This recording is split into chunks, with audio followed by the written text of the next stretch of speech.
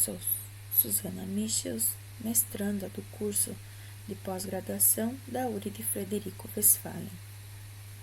E sob a orientação do professor Dr. Daniel Pulcherio Fenstenzheifer, trabalhamos nesse artigo cuja titulação é Promovendo a Harmonia Escolar, a importância da negociação na resolução de conflitos. Os conflitos são inerentes à experiência humana e sua presença em diferentes esferas da vida é incontestável, inclusive no âmbito escolar. Podem surgir diferenças de opiniões, interesses, valores ou simples mal-entendidos. A forma como esses conflitos são gerados pode fazer toda a diferença no clima e na eficiência de uma instituição de ensino. Os conflitos estão presentes na sociedade, principalmente no dia a dia escolar.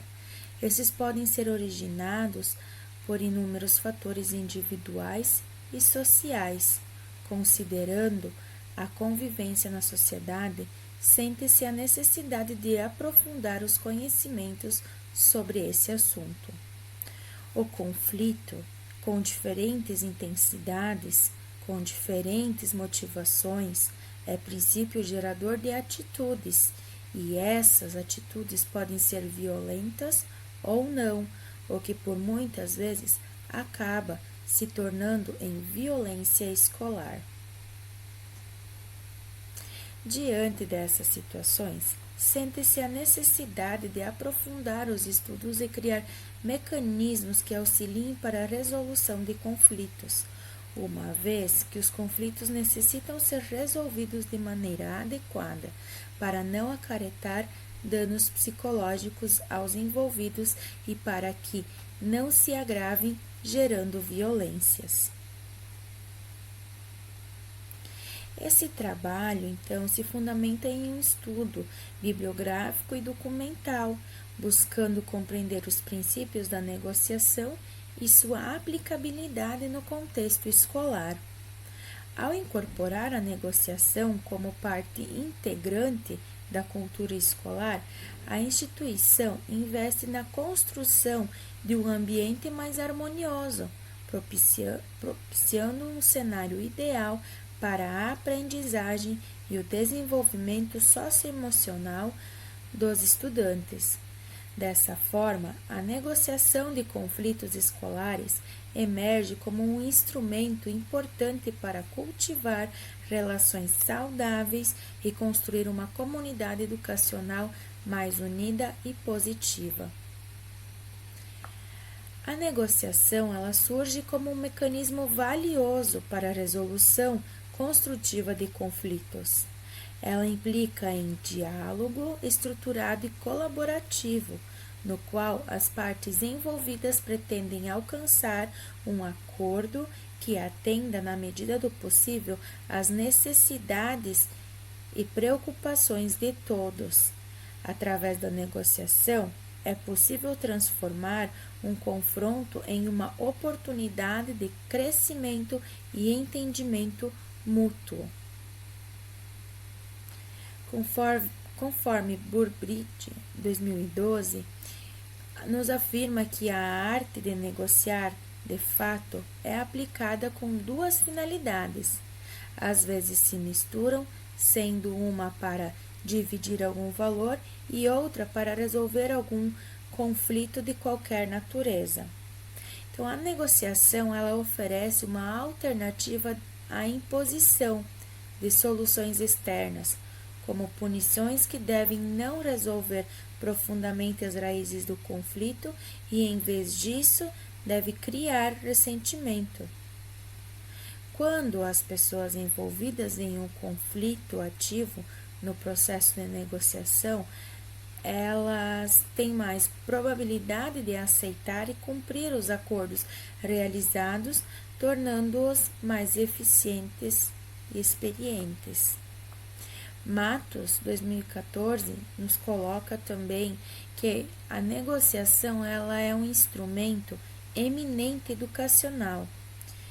Seu exercício efetivo conduz ao desenvolvimento cultural, à qualidade do relacionamento humano, à melhoria das condições de vida, ao esforço consentido, à cooperação espontânea e ao trabalho como meio de autorrealização.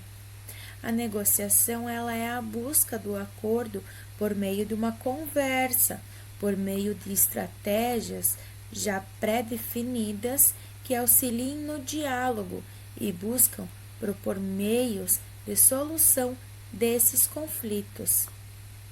Então, a negociação escolar ela representa uma abordagem fundamental para lidar com os conflitos e promover uma cultura do diálogo construtivo dentro do ambiente educacional.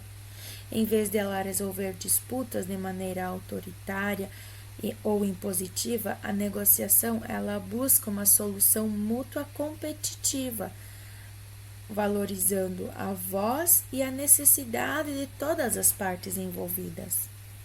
Ao facilitar a comunicação eficaz e o entendimento mútuo, ela contribui para o clima escolar mais pacífico e produtivo, onde estudantes e professores, pais e administradores podem colaborar de forma construtiva para o bem-estar da comunidade. Então, para negociar, Matos ainda nos propõe um esquema metodológico, no qual consiste em 6 passos e esclarece esses que são a abordagem, a argumentação, a superação de objeções, acordo, reforço e reabordagem. A primeira, então, que seria a abordagem, ela consiste em prevenir o eles e o nós. A segunda argumentação, ela seria levantar os prós e os contras. A terceira, ela consiste, então, em a superação de objeções. Seria evitar a questão do ganhar e o perder. A quarta seria o acordo, onde seria motivar o ganhar. A quinta é o reforço, que seria formar o nós. E por fim, então, ele aborda a reabordagem, que consiste em estabelecer o nós permanente. Habituamos a pensar em que uma negociação tem a discussão de conflitos, porém isso somente acontece de maneira como nós processamos os debates. Então, ocorre quando acontece certa divergência durante a negociação e não ocorre como um acordo. A disputa entre quem ganha e quem perde, ela então se institui. Com esse sentido, então, de uma eficiência na negociação, Matos também nos coloca algumas orientações para uma pedagogia da negociação. Então, a primeira seria enfatizar os erros e não os acertos. Segunda, os participantes prendem-se a colocações casuísticas. Terceira, os participantes em geral não deixam espaço para uma saída honrosa. Quarto, os participantes não equacionam problemas com objetividade, utilizando-se de evasivas. Quinto, os participantes muitas vezes discutem sem que tenham propostas nem alternativas. Sexto, os participantes em geral não estão preparados para falar e menos ainda para ouvir. E por fim, então, os participantes não se colocam no lugar do outro para melhor compreendê-lo. Então, percebe-se que o processo de negociação não é algo fácil a ser feito e consolidado. Ele não consiste apenas em uma técnica, ele é feito de um diálogo e uma pedagogia que envolve a realidade e as questões do cotidiano. Nesse contexto ainda, Burbridge nos coloca que a melhor forma de Resolver conflitos é negociando os interesses dos dois lados, mas para isso precisamos comunicar bem, criando relacionamento de confiança e pensar fora da caixa, sendo criativos. Assim, muitas vezes é possível chegar a um acordo melhor do que qualquer alternativa e de forma que seja justa para todos.